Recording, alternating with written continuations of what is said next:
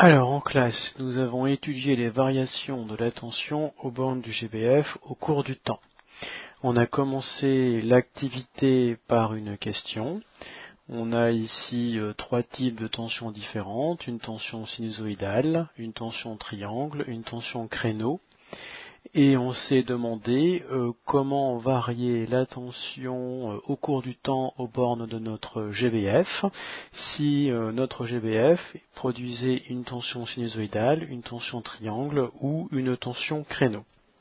Alors en classe, bien sûr, nous avons utilisé cette démarche-là pour répondre aux problèmes. Nous avons étudié les variations de la tension au cours du temps. Vous avez reporté vos valeurs dans un tableau. Je vous ai demandé de tracer la courbe et vous avez découvert que votre courbe ressemble à celle-ci, ou encore celle-ci. Donc la tension produite par le GTBF est une tension sinusoïdale. Quand on a cette forme de vague, en science, on dit qu'on a une forme sinusoïdale. Donc les tensions produites par les prises sont des tensions sinusoïdales. Alors on va définir trois grandeurs, période, fréquence et amplitude pour les tensions sinusoïdales. Première grandeur que l'on va définir, c'est la période. Qu'est-ce que c'est que la période? Alors pour bien comprendre ce que c'est qu'une période, il faut déjà connaître ce que c'est qu'un phénomène périodique. Qu'est-ce qu'un phénomène périodique? Alors il existe des tas de phénomènes qui sont périodiques dans la nature. Alors prenons un exemple. Si par exemple vous allez tous les premiers dimanches de chaque mois chez votre grand-mère chercher votre argent de poche, c'est un phénomène périodique. Le premier dimanche de chaque mois, je vais chez mamie chercher mes sous. C'est un phénomène périodique qui se reproduit tous les mois, qui se reproduit une fois par mois. Eh bien, la période de ce phénomène, c'est un mois. Tous les mois, je vais chercher mon argent de poche chez mamie. Et sur une année, eh bien, la fréquence des visites chez mamie dans ce cas-là, c'est 12 fois par an. Donc la période, c'est le temps que met un phénomène périodique pour se répéter. Alors la tension sinusoïdale, ici, est-ce que c'est un phénomène périodique? Eh bien oui, c'est un phénomène périodique. Et si on regarde, ici c'est déjà surligné en rouge, donc par exemple je vais surligner d'une autre couleur. Je vois ici que selon l'axe d'abscisse, on a reporté le temps en secondes. Selon l'axe ordonné, on a reporté la tension en volts. Eh bien, si je commence ici, la tension diminue, elle atteint une valeur minimale, puis elle augmente, elle s'annule, elle continue à augmenter, elle atteint une valeur maximale et elle diminue à nouveau. Donc là, ce que j'ai représenté, on va appeler ça un motif élémentaire.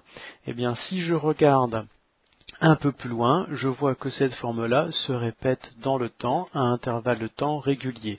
Je retrouve cette forme ici, vous voyez, une première vague, une deuxième vague. Eh bien, cette forme qu'on appelle un motif élémentaire, ici, se répète dans le temps. Et le temps que met la tension pour produire ce motif élémentaire est appelé la période. Vous voyez ici, vous avez T. T, eh bien, c'est la lettre que l'on va utiliser pour remplacer le mot période. La période commence ici et elle se termine ici. Donc elle commence à 50 secondes, elle se termine à 150 secondes. Donc la période ici est de 100 secondes. Donc on pourrait écrire T égale 100 secondes. Voilà. Donc un phénomène périodique, c'est un phénomène qui se répète à intervalles de temps réguliers, et la période, c'est le temps que met le phénomène pour se répéter. Alors on peut jouer avec les périodes. Ici une animation que je vous mettrai sur la LNT et que vous pourrez télécharger et jouer avec. Donc vous avez encore ici une tension sinusoïdale. En ordonnée, on a reporté la tension en volts, en abscisse, ici c'est le temps en millisecondes. Je peux marquer, voyez ici, la période, le temps mis par la tension pour se répéter, et je peux faire varier cette période. Alors je vois ici que la période est de plus en plus importante. Vous voyez là, la période ici est de 25 millisecondes. Si je réduis la période, ici je suis presque à 12,5. Alors je vais essayer de le mettre à presque 12,5. Bon, j'ai beaucoup de mal, c'est pas grave. Donc là j'ai une période qui est presque égale à 12,5 millisecondes.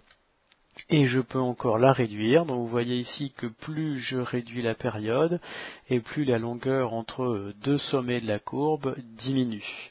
Alors sur la courbe, la période, eh bien on peut la mesurer de deux façons. Soit on regarde le temps qu'elle met pour décrire un motif élémentaire complet, soit je regarde le temps qu'il y a entre deux sommets de la courbe.